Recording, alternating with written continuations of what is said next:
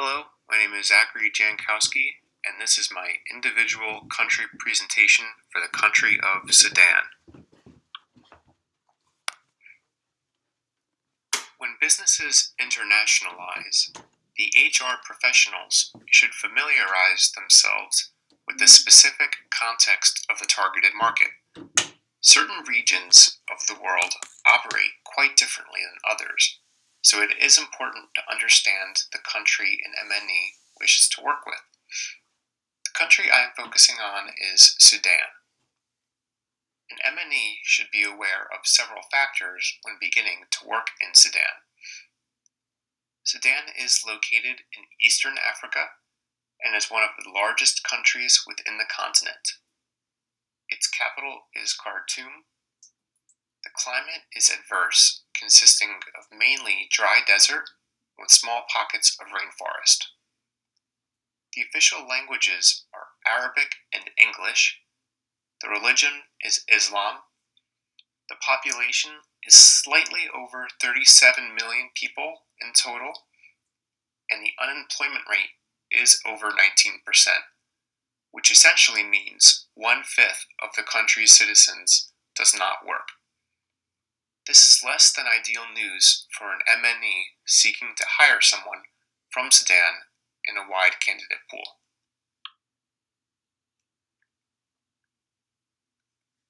In regards to history of Sudan, Sudan gained independence in 1956, making it a relatively young country that is established without foreign rule. Civil war halted many companies from doing business in Sudan. Oil was discovered in 1977, leading to some manufacturing opportunities. Between 2003 and 2008, over 300,000 individuals were killed between the Sudanese government and rebels' conflict in Darfur.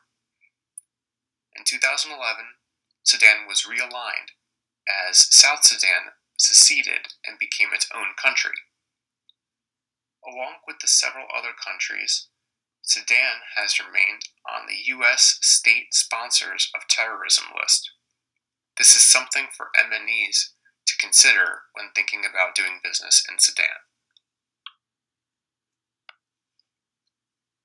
When it comes to politics and government, Sudan operates under a presidential representative democratic republic.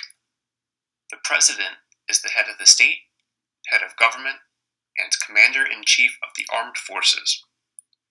It's a multi-party system administered by the executive, legislative, and judicial branches. Legal decisions are based on Islamic Sharia law, which companies and HR professionals should familiarize themselves with in order to do business in Sudan appropriately.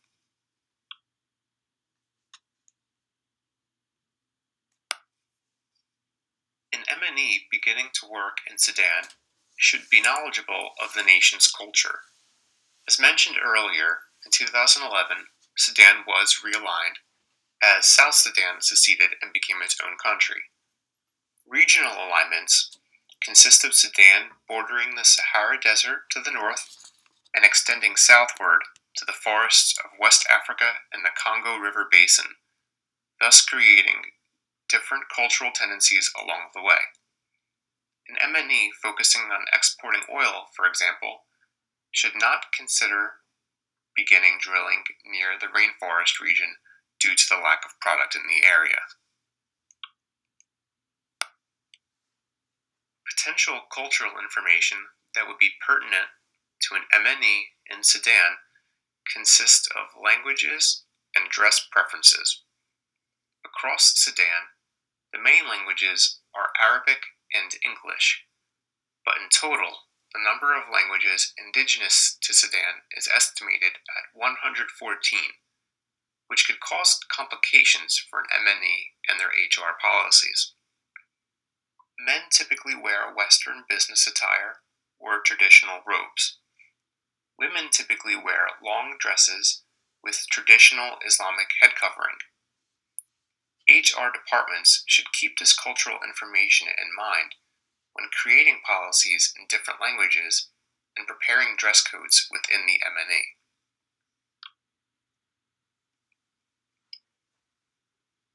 are several factors within Sudan's business climate which make the country favorable to do business in.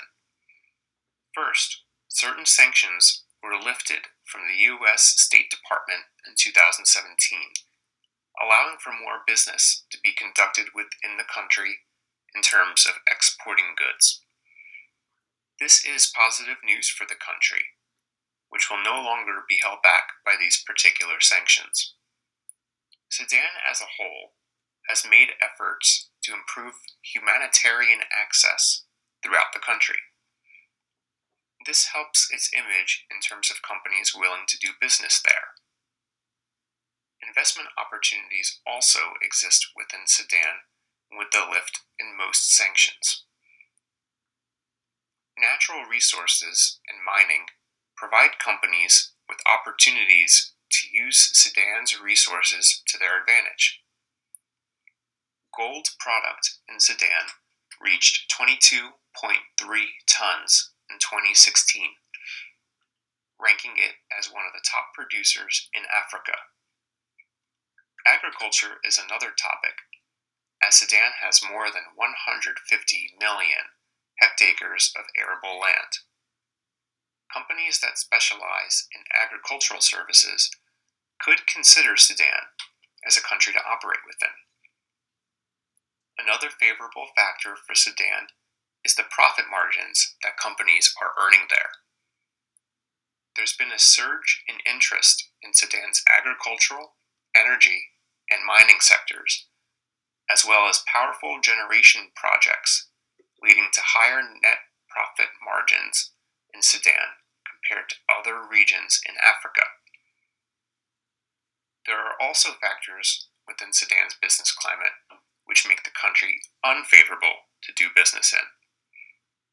As mentioned earlier, Sudan is still on the United States Sponsors of Terrorism list. An MNE needs to understand that there is a level of distrust when they are doing business within the company on that list. Their brand name will certainly receive negative criticism at the very least for being associated with this country. Although certain sanctions were lifted from Sudan, future Office of Foreign Assets Control, enforcement investigations, or actions may occur. Since Sudan is still not necessarily fully trusted by the United Nations, a business needs to understand that their record keeping will most likely be analyzed frequently, and a microscope will be held over them looking for violations. Companies should not have anything to hide, but they should know how serious their business needs to be conducted properly. The business climate can also be considered unfavorable due to the prevalent bribery and corruption concerns. In Transparency International's 2017 Corruption Perceptions Index, Sudan is ranked at the bottom, 170th out of 176 countries, with a low score of 14 out of a possible 100, indicating a high risk of corruption. This can also cause a dangerous and unethical business climate for any MNE seeking to conduct business within Sudan, and could potentially lead to human resources and a PR nightmare.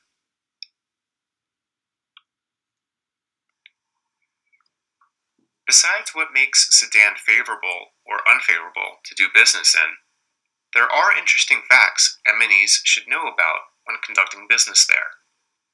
Companies should know what host countries' peoples are passionate about. This can make for valuable conversations, to build relationships and trust, or even be used as an opportunity to treat employees or local clients. Soccer is among the most popular sports and forms of entertainment for the people of Sudan. Sudan is one of the founders of African football, soccer in American lingo. They won the African Cup of Nations in 1970, and their Khartoum League is recognized as the oldest league in Africa.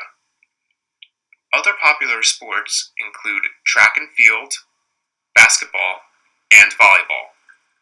Sudanese food is unique and could be beneficial to know about when operating a company in Sudan. Gorosa Dibama and Ful Mendames are popular Sudanese dishes that could be included in company cafeterias. With this in mind, MNEs could potentially reward their hard-working employees with tickets to sporting events or even reservations at popular dinner restaurants.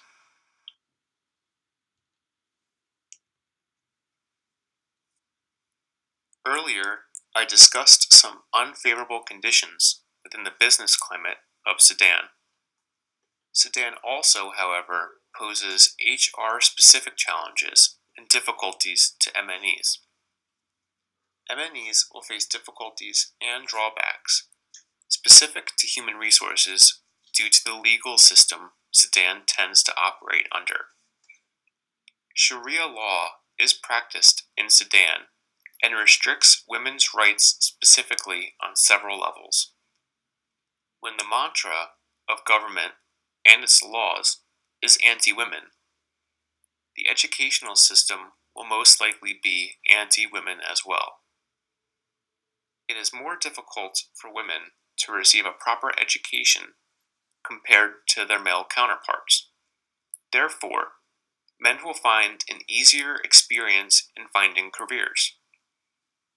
If women are able to acquire working positions within Sudan, their journey will not be easy. Punishments and discrimination against women, specifically in Sudan, is violent and gender inequality is prevalent. There are plenty of cases of women being stoned to death, flogged, or otherwise abused violently for Sharia law violations. For example, Intisar Sharif Abdullah, a young mother, was found guilty of adultery and sentenced to death by stoning in Khartoum, which is the country's capital. It is not uncommon for cruel punishments to be implemented at the expense of women, some of whom do not receive a fair trial. The lack of women's rights in Sudan poses serious challenges to companies seeking to implement HR policies and benefits in the country. I believe HR benefits, such as fair maternity leave, can also be a difficult obstacle to overcome for companies conducting business in Sudan. The HR department can ultimately set the policy on this topic, but given the way the country as a whole treats women, it can be challenging for companies to provide fair and adequate leave of absence time. Dress codes need to be considered and respected within the HR realm of the companies. Religion plays a powerful part of the dress preferences of both men and women, and MNEs must ensure their HR departments know how to respect the employees' cultures when creating policies. Showing respect in the workplace must also be managed appropriately. Employees who are Muslim will expect to have time allowed each day to pray. HR departments may have challenges with this, since this would also be on company time.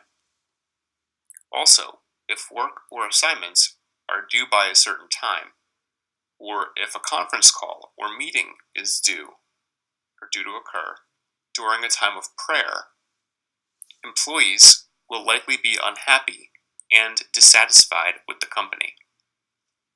These are challenges to consider and perhaps adapt to when the HR departments are evaluating their policies.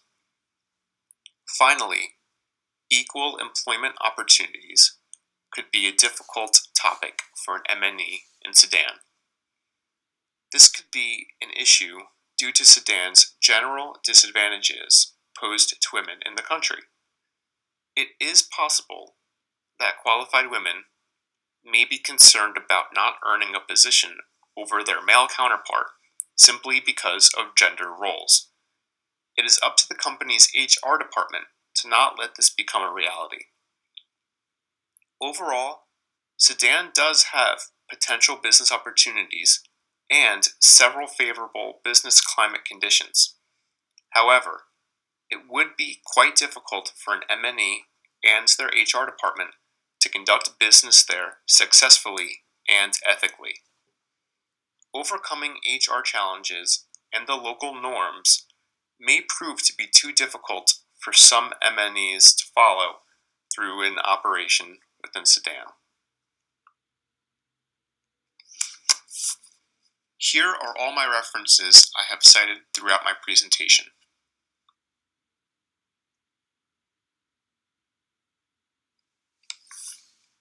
I hope you enjoyed my individual country presentation on Sudan. Thank you.